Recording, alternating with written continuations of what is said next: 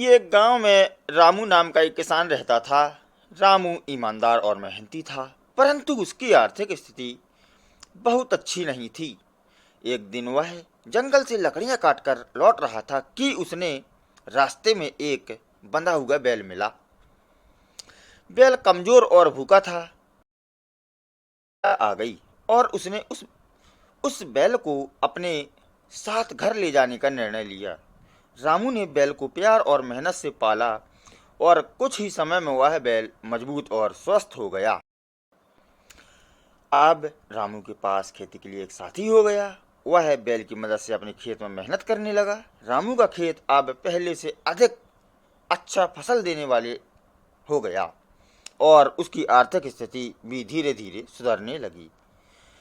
एक दिन रामू के गांव में एक धनी व्यापारी आया और उसने रामू के बैल को देखा।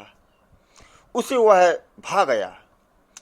व्यापारी ने रामू से कहा, तुम्हारा बैल बहुत अच्छा है, मैं तुम्हें इसके बदले ढेर सारा पैसा दूंगा, तुम मुझे ये बैल दे दो। यह सुनकर रामू के मन में लालच आ गया और उसने सोचा कि इतने पैसे से बहुत सारी चीजें खरीद सकता है और उसका जीवन आसान हो जाएगा। लेकिन फिर उसने सोचा कि यह बैल उसकी मेहनत और दया का फल है, तो उसने व्यापारी को विनम्रता से मना कर दिया कि भाई, मैं ये नहीं दे सकता। यह बैल मेरे लिए केवल संपत्ति नहीं है, यह मेरी मेहनत और विश्वास का प्रतीक है, मैं इसे बेच नहीं सकता। व्यापारी रामू की बात सुनकर बहुत प्रभावित हुआ और उसे सम्मानपूर्वक प्रणाम करके चला गया।